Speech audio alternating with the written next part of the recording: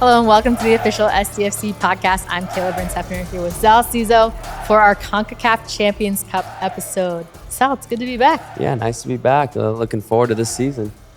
Can't beat the weather out here. It's great to be back here in San Diego. While the west of the U.S. is like under snow, we're in sunny San Diego. San Diego. It's a beautiful day. Well, we're here. We're going to talk a little bit about CONCACAF Champions Cup, give you all the information that you need to know about that, and just briefly touch on just what's been happening with this team coming back for preseason. We'll have conversations with both assistant coach Kelvin Jones and Frank Hjortebjerg. That'll come up next. Really excited for you guys to get to those conversations and just get to see what the team's been up to for the last few weeks. Yeah, the shortest off season in any professional sports league. I mean, it's funny. I was listening to San Diego radio, and a lot of them were like, "Wait, they're starting back up again?" So confused because the Padres ended, and then SDFC was after that, and now SDFC is already back, and Padres isn't even for a while. So yeah, really short season. I remember it as a player, always like a few months off, and then you're right back into preseason. So, but I liked it. I liked it as a player. You want to keep the momentum going, and I think it's a good thing for SDFC, who had such a great season last year. Yeah, great momentum. And if you talk to any of these guys, they've said it in all of their media availability since. They're so excited to be back and being able to play. It's like Luca was talking about on the first day back, counting down the days to being able to be back with the team and practicing again. So I think there's a really good energy with this squad. And if there's any confusion on why the team is back so early, playing CONCACAF Champions Cup, our first match at Snapdragon Stadium on February 3rd, that was kind of decided in that December draw time frame. And so, shifting the schedule for the team to come back just a little bit earlier and get right back to work and have a big test really early on in the season. Yeah, and again, as a player, I played in it a few times, and I always really enjoyed it. It's a good icebreaker for the season. It's a trophy that you want to win as a team right at the start. So it kind of throws you into the fire right away and gets you playing in those pressure games. I think it's going to really benefit this team because it's not like you're playing a lot of these games, at least early on, like, in shortened weeks. It's, you're playing a game, you have a week break, and then you got, I think it's 11 days before the home opener of the MLS. So you're getting plenty of rest. So you don't have to worry about that part, but it's more about like shoring up the little details. Maybe there's some new faces, but overall it's just really cool to get going early on before the actual MLS season starts. Yeah, and playing in these meaningful games. I mean, this team last year for the first time was meeting each other and then going and playing and getting their first taste of MLS friendlies within the tournament up in that we had in Coachella. This year didn't have that opportunity, played a couple of friendly games, and now is getting a really, really strong opportunity to get to test that experience and really put their skills to the test versus Pumas, a big opponent. We'll talk to you guys all about more of what CONCACAF Champions Cup is, everything you need to know. But I think first we should touch on, there's some new faces to this squad. Yeah, not many. I mean, there hasn't been too much turnover, which I would imagine was planned after having such a successful season last year. But some new signings, and they're probably not done, to be completely honest. But some new signings, and I'm sure the new signings are all looking forward to getting started. They probably heard amazing things about getting opportunities to play, especially some of them being young players. So, they're probably ready to hit the ground running. Yeah, we've got Kieran Sargent and fortifying the defense, both also Wilson Eisner and new signing Oswald Soy coming in over from Denmark. So he's had the opportunity to, go over and train with FC Nordsjælland for a little bit and kind of integrate into that style of play before getting over here. So good to fortify the defense there. And then big signing Lewis Morgan to help fortify the attack there. Yeah. What can you tell us? I know you played for Red Bull. He's coming from Red Bull, about what we could expect maybe from a player like him. I think he's a great player. He's someone I watched, obviously after I left Red Bull, he's been in that kind of cycle of Red Bull players. But I mean, he was really good during their run where they went to the MLS Cup final. With him, if he's healthy, he's going to be a great player. And I think everyone knows that, including himself. So I think it'll be important to keep him on the field this year because that's a sneaky good signing. Yeah, two-footed player, really likes to make those chances and be really creative. And getting into the heads of defenders is what he's shared about what his play style is like. So really excited to get to see him. Yeah, he's going to pressure. I mean, look, Red Bull is known for that pressure pressure style, make it hard on the defense to play against. So as a position player, probably in the attack on the wing, he's going to put a lot of defenders' heads down. He's going to work hard. And then we've also had some really key contract extensions. Super exciting for this club to be able to extend players that have made a huge impact on this team in year one. We've got obviously Anders Dreyer. Great to be able to see a player like him being extended in this league after coming in and being newcomer of the year and getting to stay here. He's on contract through 2029 with option for the following year. Same thing with Luca Bambino. So getting his first MLS debut last year and now being able to extend a contract until 2029 with San Diego has an option as well. And then another player, Ima Boateng, a veteran in this league and a super important voice for this locker room and really great leadership, and obviously has great ties within Right to Dream and has been a part of this program for so long. So being able to secure him for another year with another option as well.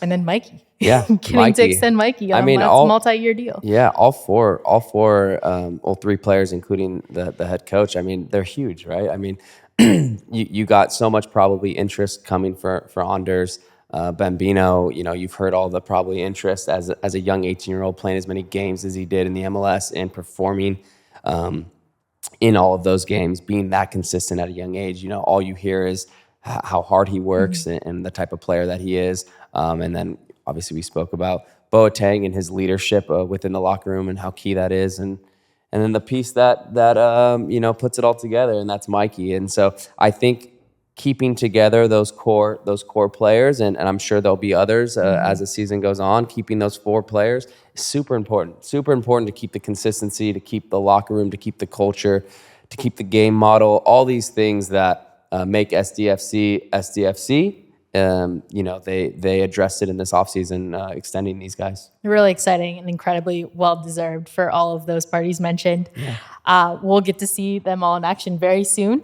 But first, we want to give you an explainer on what CONCACAF Champions Cup is. So for those of you who may not know or may be familiar with a different title, it used to be called Champions League. Yep, CONCACAF Champions League. You think you've played in that before? Yeah, played in that a few times. So yeah, I mean, it's a unique tournament. It's a fun tournament. I mean, when I was playing in it, no MLS team had won yet. So it was kind of that thing that every MLS team wanted to do. Since then, I think a few have won it.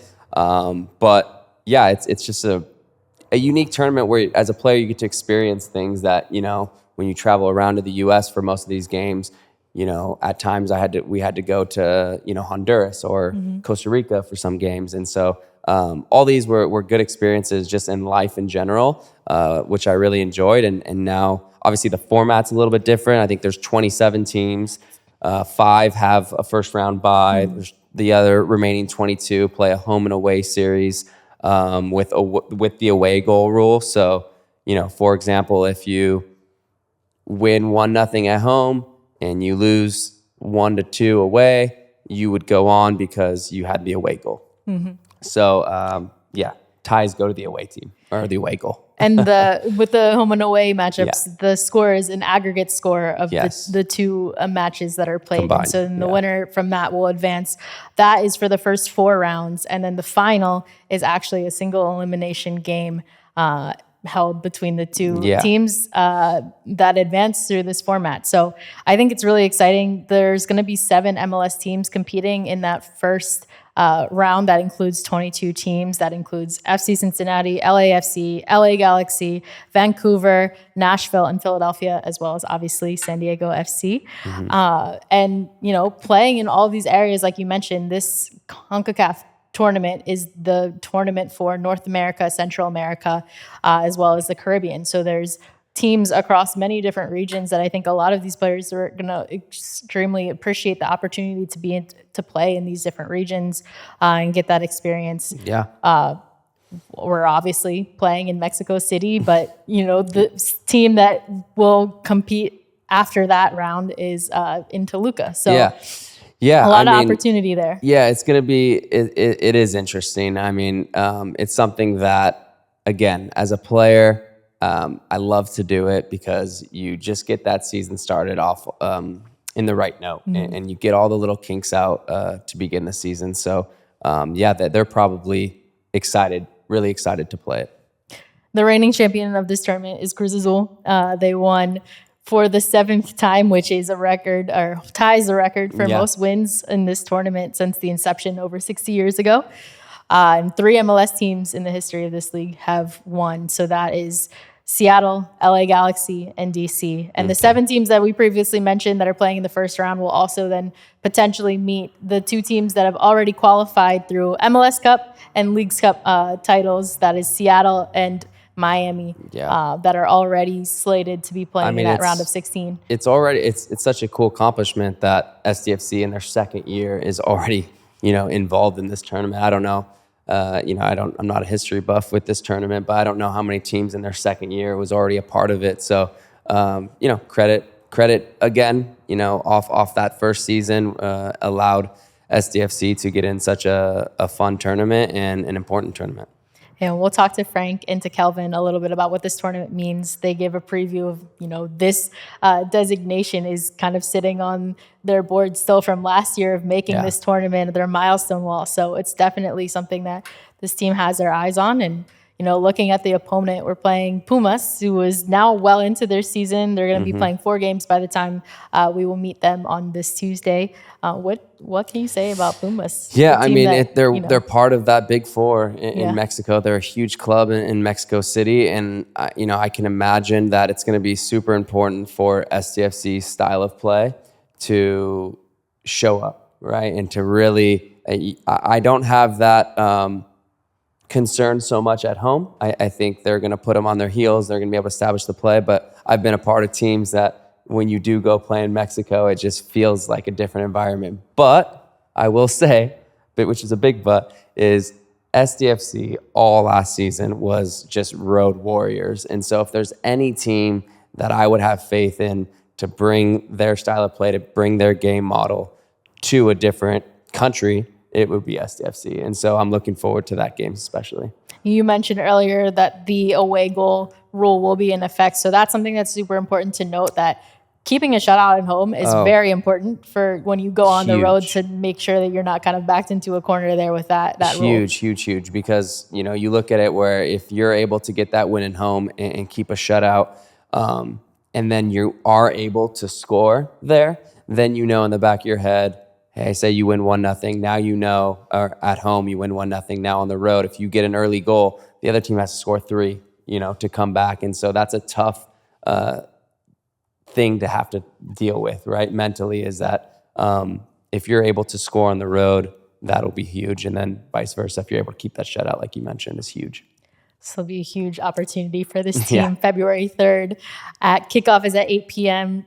Doors open at 6:30 p.m. It's going to be a little bit of a different show. CONCACAF, runs everything. So if you're looking for that atmosphere, it is a completely new experience, kind of similar to what we experienced during Leagues Cup. Really awesome to be able to see that representation here in San Diego, and to see an opponent like Pumas inside Snapdragon Stadium.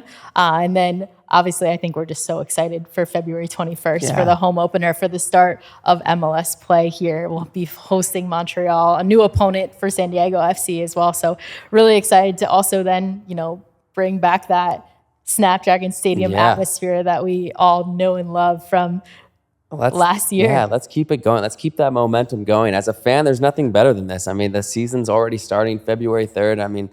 In other professional sports, your season ends and you just can't wait for it to get started. And we're spoiled here. We got, I think, a month and a half, 2 months, and we're already playing again. So I'm excited as a fan.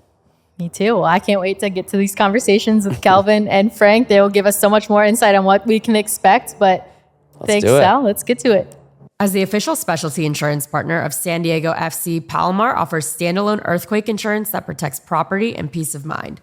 It's crucial to be prepared. Visit plmr.com or contact your insurance agent for a quote. Palomar, reimagining specialty insurance with innovative, creative solutions.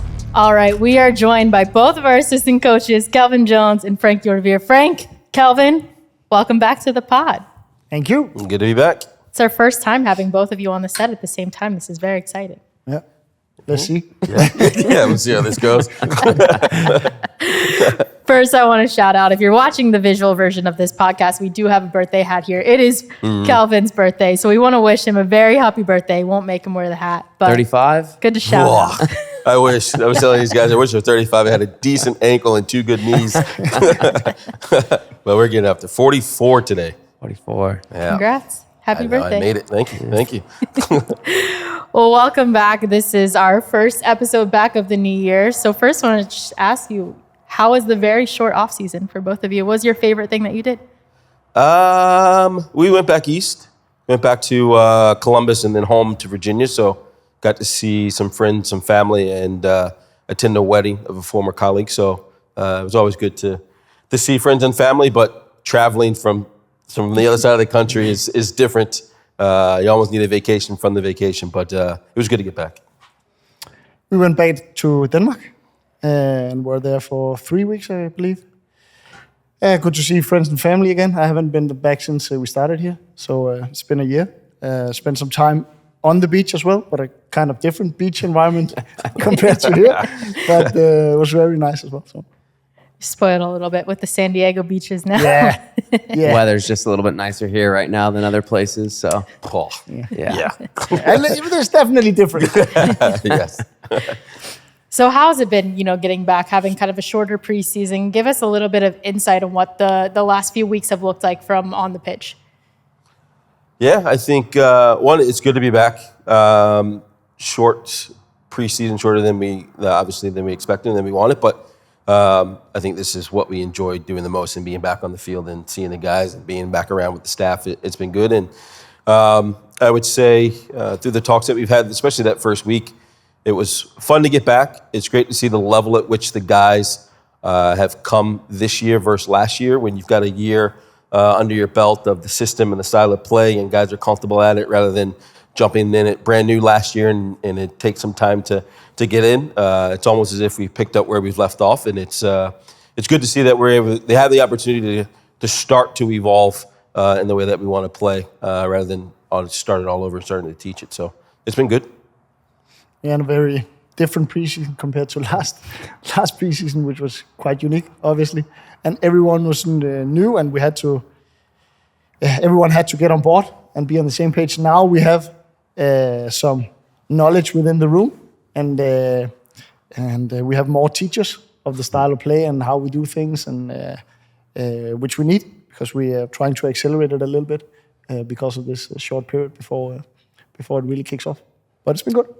good. Any younger-sided players impressed you so far in this short time of the 2 weeks? Because a lot of them are getting older. They're going into maybe their third professional year. Has anyone stood out in the last few weeks that you're like, okay, they took a pretty big leap from where they were last year?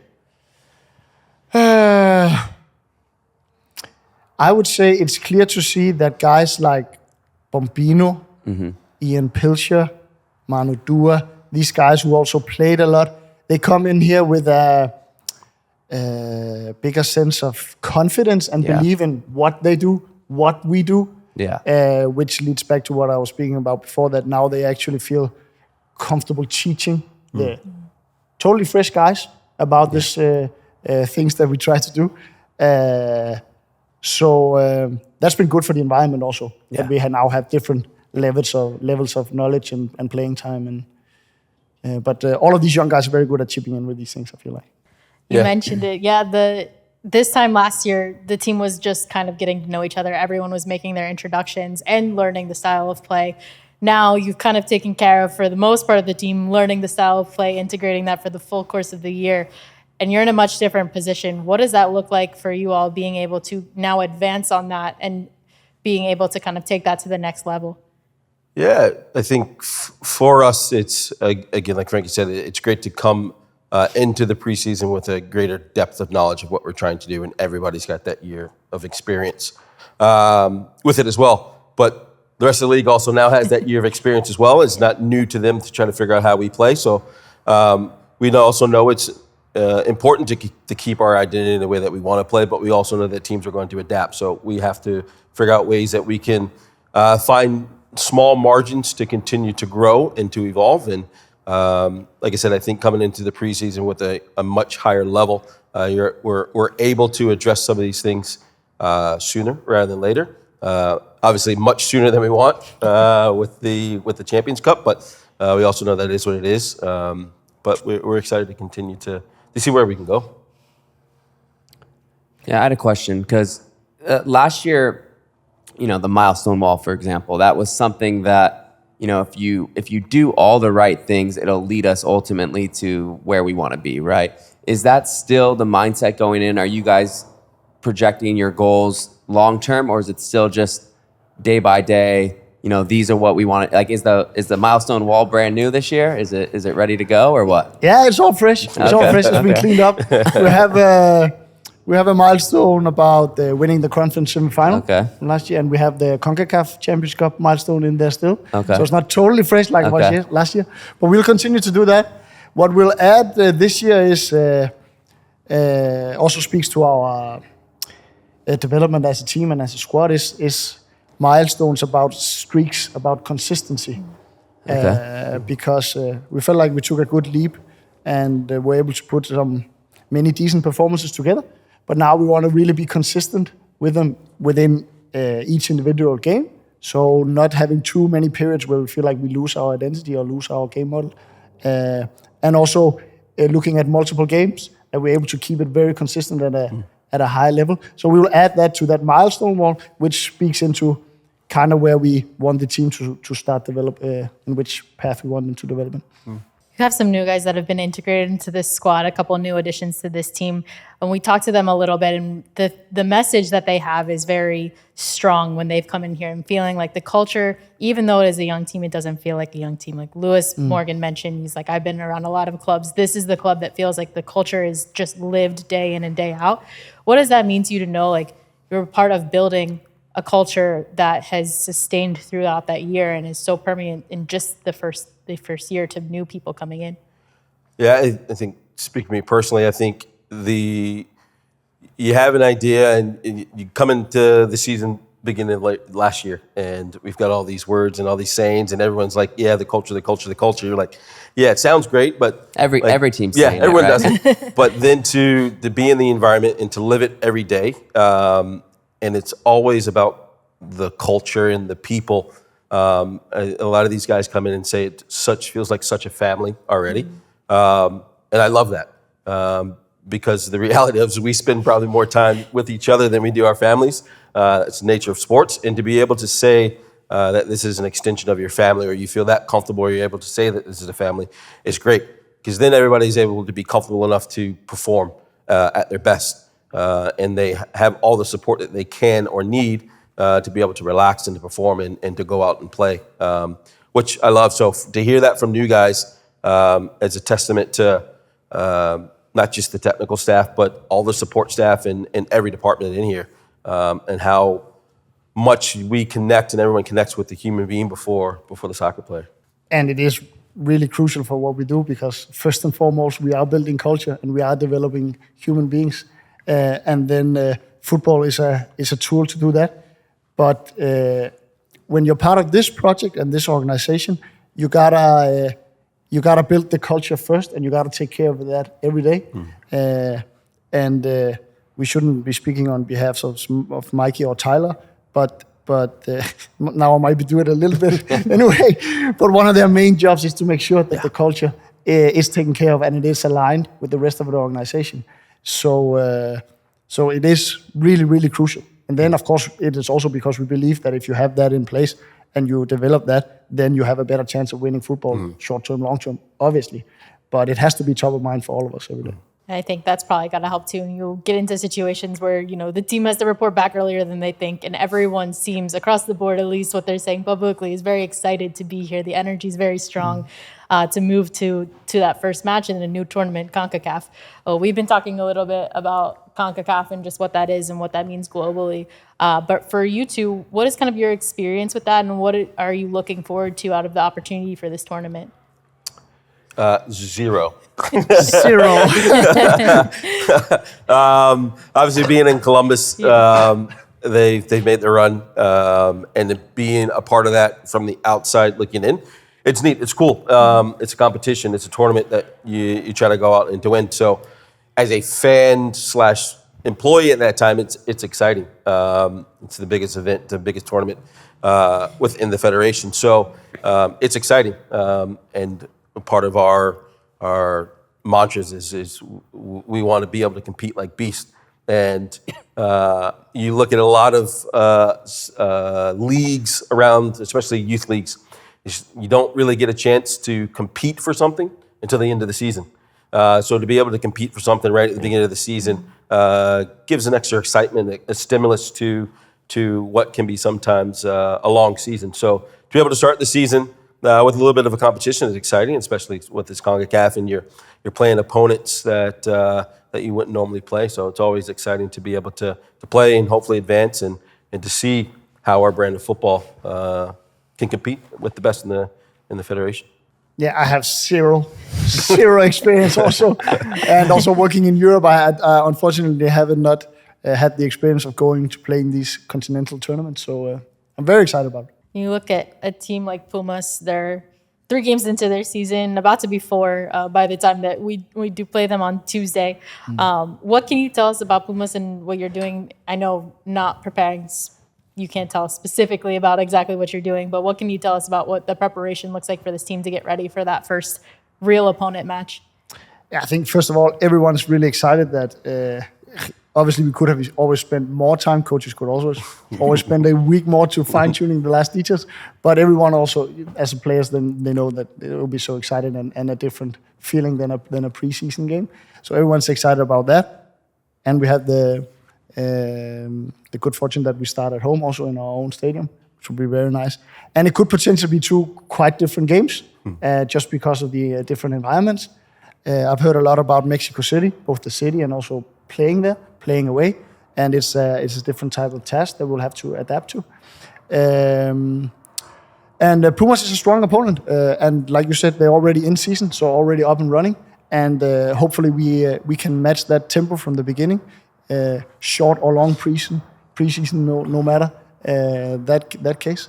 So we're really excited first and foremost. Yeah, touching on that, I mean, I played in a few, I think at the time it was called CONCACAF Champions League or whatever. And yeah, to touch on the Mexico part, yeah, when I was with Kansas City, we played, I think it was, I can't even remember who, Monterrey maybe, or one of those teams. Anyways, we play them at home and we beat them.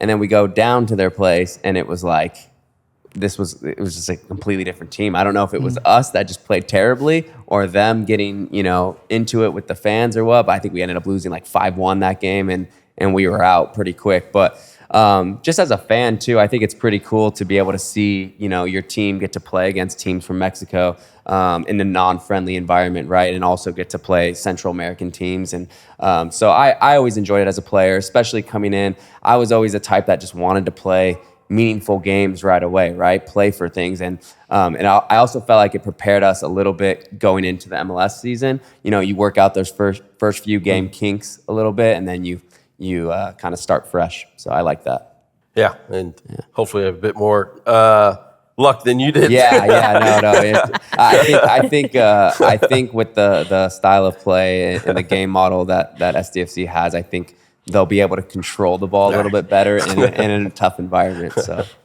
Well, thank you guys both so much for your insight. It's been so fun having the 2 of you on this set. We'll have to do that a lot more this season. We're looking forward to the first match at Snapdragon Stadium on February 3rd. Kickoff is at 8 p.m. Doors open at 6:30 p.m. Again, that is the matchup against Pumas. Thank you so much for joining us for our match preview presented by Alaska Airlines. Can't wait for the rest of the season. Thank you. Thanks for being here, guys.